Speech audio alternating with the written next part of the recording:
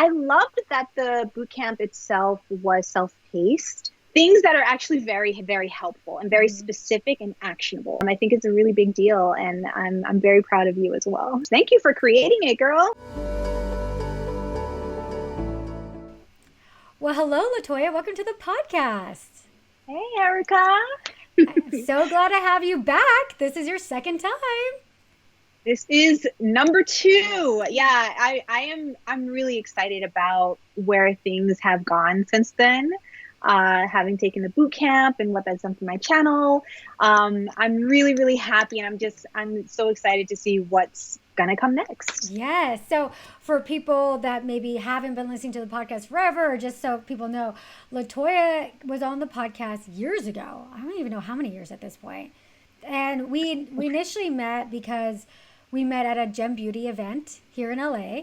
And we met at an event, and I just loved her energy. She was awesome. I was like, oh, you got to come on the podcast. And so you came on the podcast, and we kind of stayed in touch since then. And then at one point, I think you reached out to me, and you're like, hey, I know you have this boot camp. I'm thinking about joining. I'm like, oh my God, yes, join. It'd be awesome. And then you joined. And then what? Where were you? How many subscribers were you at when you joined the boot camp? I want to say it was around like 42,000, and that was at the beginning of the year. So I had been stagnant. Yes. And I had been at around 42, 43 for like a year and a half, just kind of stagnant between 40 and 43. Yeah. Yeah. And then you joined the boot camp, and then you grew like 30,000 subscribers? Yeah, it's been, so I started posting again in March, like late March. And so it's been a few months, but yeah, 30,000 subscribers. And I want to say a good bulk of those subscribers were within the first 2 months of being back and sort of completing boot camp. So yeah, the growth was crazy, and it was during a pandemic. Yeah. It's been really good. I'm really happy with the results. That's awesome. So yeah, why don't you go back to from like before joining the boot camp? At that point, like where were you at with your YouTube channel? All right. So I was, like I said, stagnant around, 43,000 subscribers. I had actually stopped being consistent on YouTube because I'm an actress, and I took time off to focus on my acting career, and before that I was pregnant. So it sort of was just this whirlwind of things, and YouTube just wasn't a priority at that time. And then come around the end, I came back to YouTube, and I was doing a combination of hair content and fashion, kind of alternating weeks, once a week. That really wasn't working. I couldn't really crack the code, and at the end of the year, I was like, all right, if I want this to start growing again, I need some new information. I need a new perspective. I need some coaching. And, it was interesting because I had been on YouTube since 2010. So I'm not like new at it. And sometimes there comes a sense of, I already know how to do this because I was here for so long. But so much has changed, oh my God, over the past 10 years. And so the channel I started in 2012. I had a separate channel before then, but yeah, it was pretty stagnant. I needed a new perspective. I needed to breathe more life back into my channel. I wanted to be more confident in what I was putting out. And so, I've been listening to your podcast since we met for like a few years, actually. And my first interview was when everything was going super well, and then it started slowing down. And that was like around the beginning when you were doing podcasts. You were having interviews. You were fairly new at it as well during that time. Yeah. And so, yeah, I was like, you know what? She keeps talking about this boot camp. And I'm like, well, what does Erika know that I don't know? Yeah. You're like, I've been on it way longer. Like, I know YouTube, right? Yeah. And I was like, okay, well, whatever you're doing is not working. So I also wanted to support you. I believe in women entrepreneurship, and, obviously your students were getting results. And I thought, you know what, maybe there's just a little bit of tweaking I need to do, or maybe there's something I actually don't know. So let me get off of my high horse and get in class. So yeah, that was sort of the turning point for me. I realized that I wanted to quit my job at some point. I wanted more time for my acting career. I wanted more time for my family. And I was like, I'm going to have to invest in a way that I have never invested in order to make this work. And then if it doesn't work, I tried my best, but let me give it all I've got before I throw in the towel. Yeah, I love that. I love that you put your ego aside and you said, I know enough to know that I don't know it all. And Yeah. I think that's such a huge lesson, because there are a lot of people that do join the program that have been on YouTube for a while. And for a lot of times, it's like for them, it's that ego check of like, okay, well, and I always say this, what got you here won't necessarily get you there.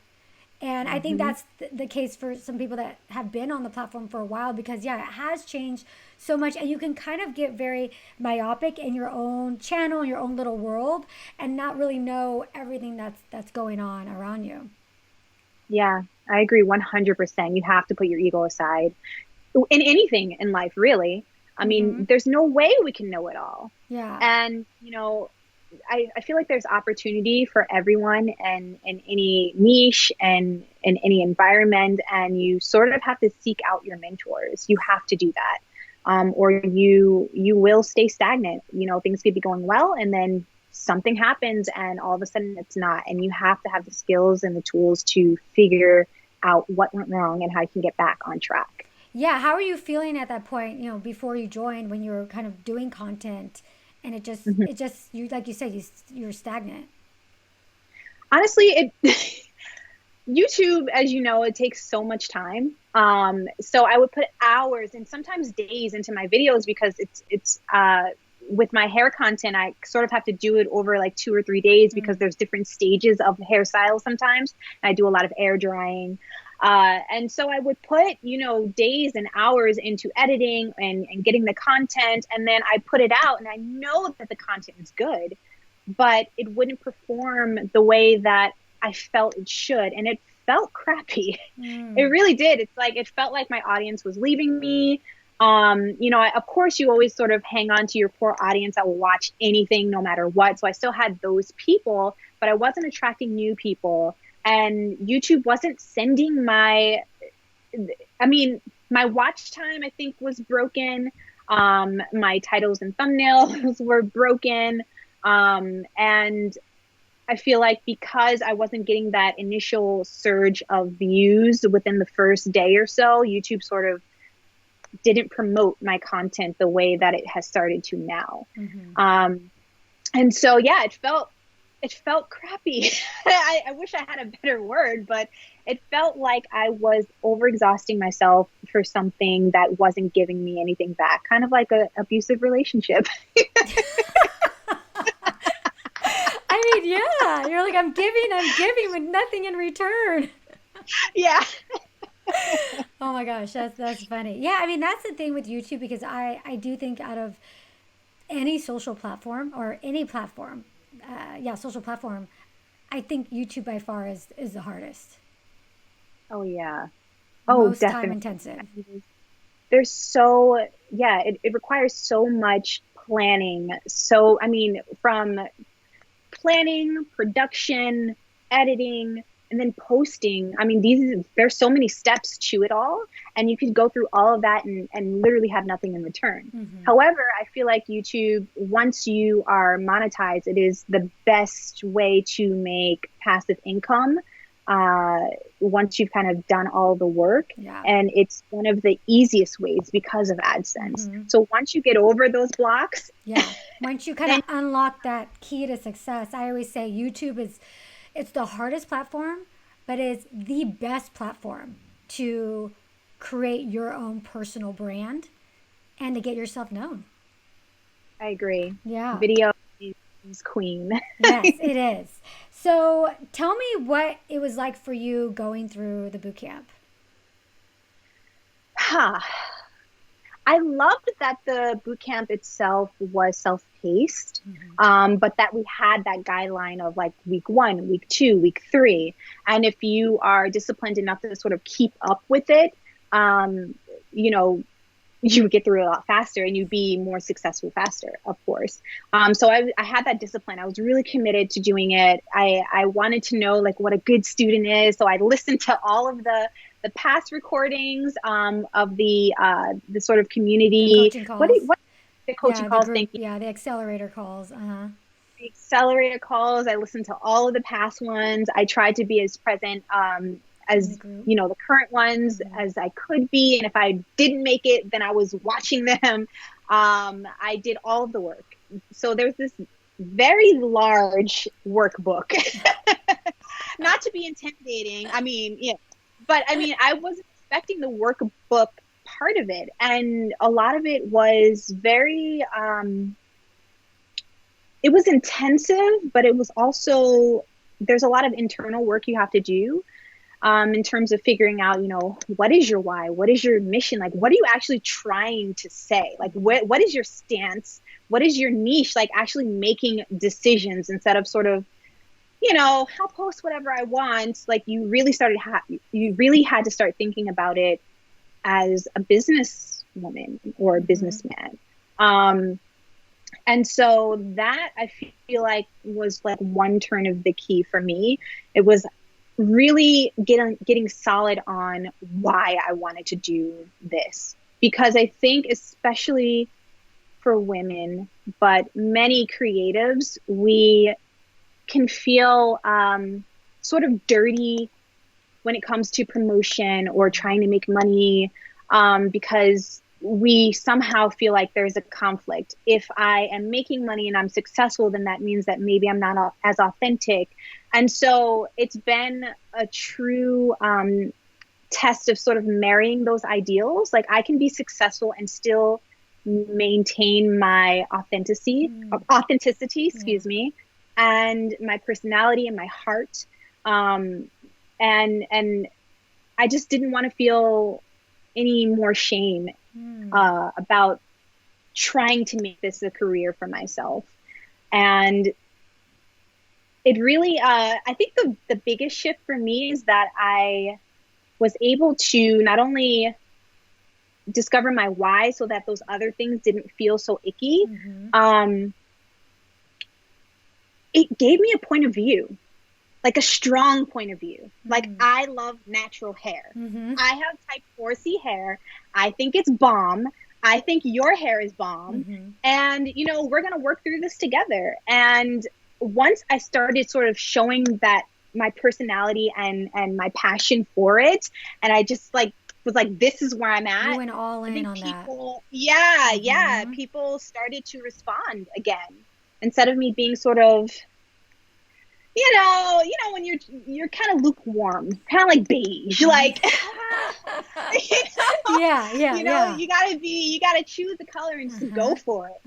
So, I decided on 4C natural hair care. Of course, I have other things, that I have to do because my hair can only take so much, but the bulk of my channel is natural hair care. So. I remember you coming on to the calls, and I remember you were good. You were asking questions, and you were really, I feel like at the beginning, you were really torn. You asked questions like, I don't know, I'm doing this, I'm doing that. And you came, and I remember giving you some advice. I feel like you came to a couple calls, you asked the questions that you needed to, and then I felt like you took off. Yep. That's me. I definitely was like, all right, I get it. The prompts, because you give a lot of examples in the workbook as well, like title examples, things that are actually very, very helpful and very specific and actionable. And that was my favorite part about the workbook. I could go off into my own little corner, do all of the work, and it really started to turn those gears of, oh my God, I've been doing this work, but I literally just needed a couple of tweaks. I needed to be more confident with my titles, more confident with my thumbnails. Sort of, there's certain thumbnails that are, to me, they seem very goofy, but once I started doing them, I started to get traction. So sometimes it's not about, your titles being safe and like, say if I was doing a makeup look or something, like yellow and black eye makeup look, like that's boring. Yeah. It's very accurate, but it's boring. You know, and I feel like I'm doing a lot of that. Or, you know, for example, my hair routine, like I would have been so embarrassed to say like the one hair routine you need if you have horsey hair or something like that. I'm like, I'm not the authority. I mean, you know, but it gives you that confidence to say like, no, this is going to help you. I want to give this gift to you. And, you know, I hope you receive it because I have results and I know that you will. It's a confidence piece that I don't think I had before, that I'm really grateful for. Yeah, that's so, and it's always interesting for me being some person who created the program to hear, you know, my students and their personal experiences, because my goal with that workbook and being just so in depth and providing just so many prompts and exercises and examples is for you to internalize all this, because so many people say, oh, I've taken other courses or I've watched every video, but obviously something's not, it's not resonating, right? And so my goal is to make it very personal. Like this whole thing isn't just about the best keywords or a trending topic. It's an extension of your being. And and so my goal with the workbooks and everything is so my students can really internalize all that. And then it just comes out, like for you, it's like it just shifted in you. It just came out naturally. It just came out with the confidence that was needed. Yeah. And it brought out my humor, my personality more. Because I think I had for a while, I tried to emulate other people who were successful, not even in my space, in other spaces. And I'm like, oh, well, this person's super mellow, or this person's like very beautiful, and maybe I need to be something else. And I consider myself to be beautiful as well, but You're gorgeous. Oh, thank you. But you know, I mean, there are others. And, you know, I was like, well, what's special about me, you know? And that's my personality. Like I have a big personality and I have a lot of quirks. And so I started to play that up in my videos. You know, all of those little like weird noises I make or like faces I make, I'm very expressive. And I started to shift my editing to highlight those instead of editing them out. I brought them forward. And so it very entertaining for the viewer. They're like, oh my God, she's fun to watch. And then that also started to invoke commenting, more people commenting, oh my God, this is so funny. Oh girl, I get you. And I started to view my audience. I wanted to talk to them like they're my girlfriend. You know, we're just having tea. What's up, girl? Like, you know, they started to latch on to that. So it's more, it honestly is just more of me being me. Embracing yourself, your uniqueness. Exactly. So that was so helpful. It's been an amazing experience, growing experience for me. And it's a journey that I think I will always be on because things are constantly shifting in YouTube. So having the coaching calls when I'm feeling a little bit lost and being like, okay, let me go back. What did they talk about this week? Or, you know, can I join a meeting? Can I, you know, submit a hot seat, ask a question, have you look at it? I know that I have that support if I need it. So yeah, I'm grateful for that. So what was the biggest breakthrough you had while going through the boot camp? I would say, wow, there's so many things. So I had this video that was about doing a wash and go. And what prompted this video was me just thinking about what's trending, what would be interesting. I started to you have a section that's about titles, thumbnails, how to get like trending topics and things like that. And I started to watch other people in a very different way. I started to look at their thumbnails. I started to look at their titles. And I started to think, well, what would be interesting for me, like in my hair? What is that thing that I feel like everyone's curious about? And I started to investigate my own curiosities about 4C hair. And so I started doing these wash and go videos, and that like those videos just started getting hundreds of thousands of views, some of them. And I just started to follow those questions I had for myself, things that I'd never seen anyone else do, or I wanted to do in a different way. So that was a turning point for me, just following my own curiosities and just, amplifying those. I feel like my audience was on the same page. I love that because you're really listening to your own instincts.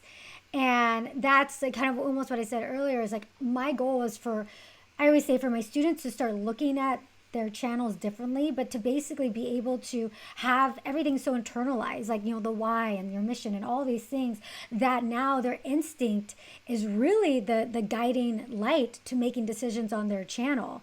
And it's almost like something that I find that with my students, it happens without realizing it. They at some point they're like, oh wow, and they're making decisions, and it all kind of combines together to having this really good instinct to making really good decisions about your channel. And it just kind of happens. And then, like you said, it's like, oh wow, I started listening to this and asking questions, and you start to have a really good fine-tuned instinct with what's going to work for your audience. Correct. Yes. And I started to prioritize working on my business instead of in my business as much. So I think that creators, we can get stuck in this rut of, or this kind of bubble of create. Okay, what's the next thing? What's the next thing? Post. That you don't take enough time, I think, to take a step back and look at what's working. And so one of the things that I also loved about the bootcamp was looking at analytics and which metrics were important, like click-through rate, views, audience retention, and really starting to analyze, like, what are my top view videos? Why? When do people drop off? Okay, and then looking at other people's content as well and using other tools like TubeBuddy and whatnot.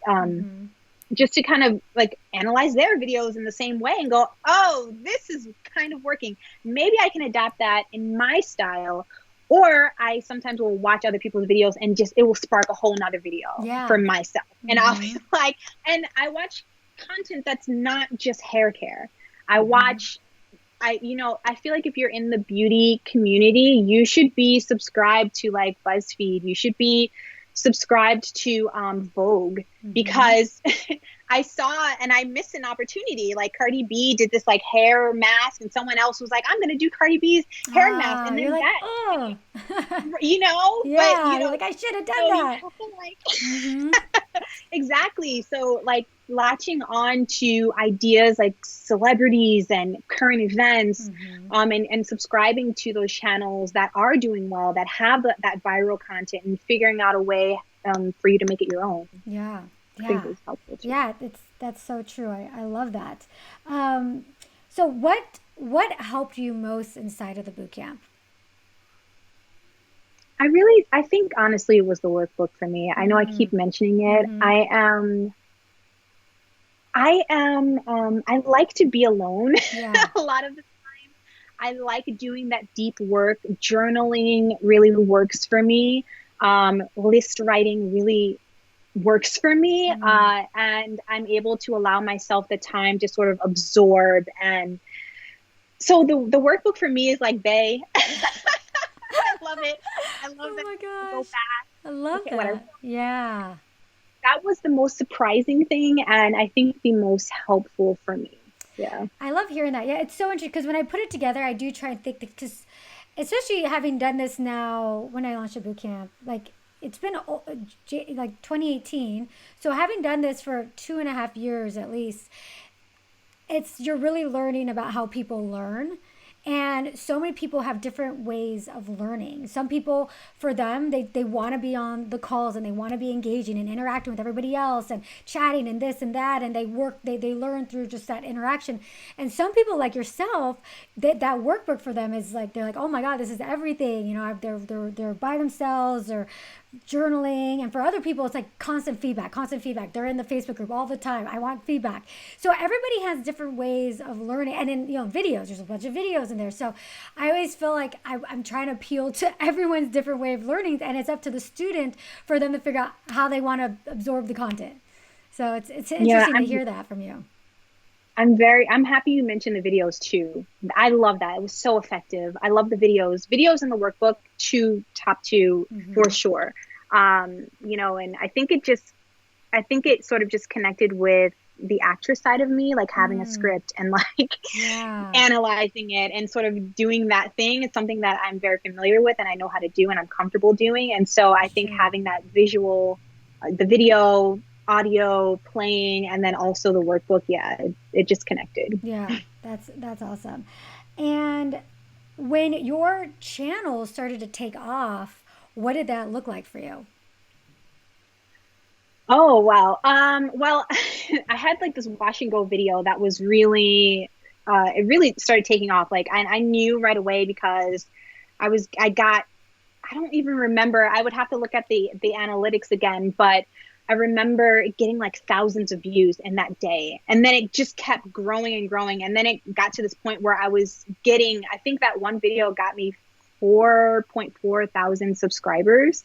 So that was a big push. I did another video that was about 4C hair in general, my hair in all of its different states and education. I'm really proud of that video. That also got me a ton of subscribers. And I feel like my wash and go videos and that video have been giving me the bulk of my revenue as well as a baseline. So you sort of see this, I don't know, this like engine going, this like revving, and then it kind of just goes, right? And then you have to sort of latch on to it. So I was trying at the time to go, okay, well, this is going well. What other version of wash and go can I do? Like what else would be interesting? And sort of piggybacking on some of those ideas. So it looked like more engagement. It looked like views faster in each day. It looked like more subscribers.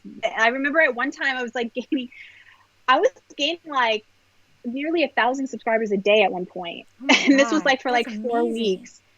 After having been on it for 10 years and being at, how many, we had 30 something thousand, 40,000, I think you said.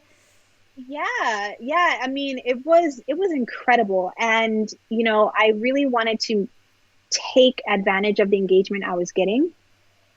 So I started commenting. Literally, I would respond to every single comment. I would recognize people and sort of reward them for engaging. I would say, thank you so much. I see your comments. I would pin the first comment so that those people felt special. Someone was like, it's my birthday. I would love it if you responded to me. I made that a community post. So there's just different things that you can do with your audience to keep them coming back and engage and sort of show them that you actually do care. So I started using the community tab a lot more as well on YouTube, which I feel like not enough people are utilizing. The community tab is great. Oh my God.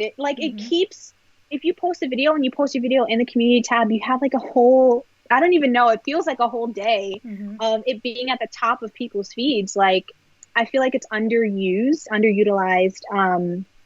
And it really helps with your engagement. You can ask questions, do polls. But yeah, that's what it looked like for me. It just was, everything was sort of blowing up out of nowhere.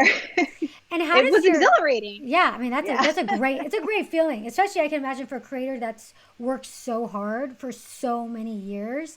I mean, granted, you've had success in the past because you did get to 40,000 subscribers, but it took you 10 years to get to 40,000 subscribers, and then how many months to get to 70,000? March, April, May, June, July, August. So six months to grow like almost double, almost. Yeah. It's like been 34,000 subscribers in 6 months, which I think is pretty cool. Yeah, it must be a great feeling. And so how does because you mentioned a few things throughout this interview about your audience. Like you had a small group of true fans, but not everybody was tuning into all your content. What does your audience look like now? And how are they reacting and responding differently? My audience, I've been able to attract a younger audience. My audience normally is between 25 and 35, and I've now started to group in the 18 to 24s, which is gold on YouTube because those are usually the ones that share your content, that will comment, that are like, I'm first. They want the attention. They want the recognition for being there. So it's been really cool because my age range and then older, we have jobs, we have families. Yeah. We're not always on YouTube all the time. So if you can attract a younger audience, I think you will have a lot more success or faster success if you can. Or I would say very old. So not very old, but mature. Yeah. Mature audience and very young, I feel like are really good places to be in. Yeah, yeah, because they can maybe have more time to just sit there and watch. What's your biggest piece of advice for anybody that's looking to grow on YouTube? You should, I think, analyze yourself and where you're special and amplify that so that your presence on camera is like no one else's. If you're funny, amplify that. If you're quirky, amplify that. If you are sort of soft and mellow and you like beautiful things, I think all of your content should reflect that in the thumbnails and the way you present yourself on social media. It's kind of like back in the day, when you had like the Marilyn Monroes and the Audrey Hepburns, and they were sort of their own character in a way. I don't want to say it that way, but they had their brand, and I think that, if you can figure out what your voice is and amplify that, when people come to your channel and they start looking at your videos, they can latch on to something that's definite. And that makes them want to subscribe. Definitely work on your thumbnails and your titles. I'm still working on those. I'm like hit and miss with that. Consistency has helped me a lot, like 2 times a week. I that's my sweet spot. And so I'm working on getting back to that. I've, hired an editor. And so we're working through that process. Engagement, using other platforms, engage with your subscribers, use the community tab. Pinterest. I feel like if you have a blog and you're not using Pinterest, and if you're not putting your YouTube videos on your blog, you're missing out, because that's a whole nother untapped audience that I started getting traction from that would sort of trickle to my blog and then back on YouTube. So there's a lot. YouTube stories. Like, I feel like people are not talking about that. I just looked. I was like, I would post the same videos from Instagram to YouTube. And just like this week, I gained 40 something subscribers off of just my stories. And I was just like, on YouTube. Yeah. What? I didn't know. Like, I just didn't know. So I think latching on to whatever features that platform is trying to push, you should do that. It will help you. Yeah. That's true. Yeah, that's great. Such good advice. And so how are you feeling differently now about your YouTube channel than you did, say, January, right before you joined the bootcamp? I feel a lot more confident in myself, what I'm doing, to the point where eventually, I want to do this full time. And I'm sort of revving up for that. That's not the confidence I had in January. It was very wishy-washy, iffy. I didn't know if I could do it. And so it just gave me that confidence boost, that focus that I really needed. And, it's like the gift that keeps on giving. Yeah, that's awesome. And what would you tell somebody that is considering joining the bootcamp? I feel like if you're like me and you've tried everything, you've watched all the free content you can watch, you've read all the free blogs, you've listened to all the podcasts, and you've been listening to the Power Hour podcast and you are hesitant, you have to just make the plunge. I mean, it's going to take money. And I know that that's a big thing right now. It's definitely a big concern, especially, where we're at. In terms of jobs and things, but you can make that money back within a month if you really put yourself out there and you really commit to the work. And I think that when you spend money on something, it gives you a different energy. You have to make it back. Like, it's just like, okay, I spent this, I'm going to make it back.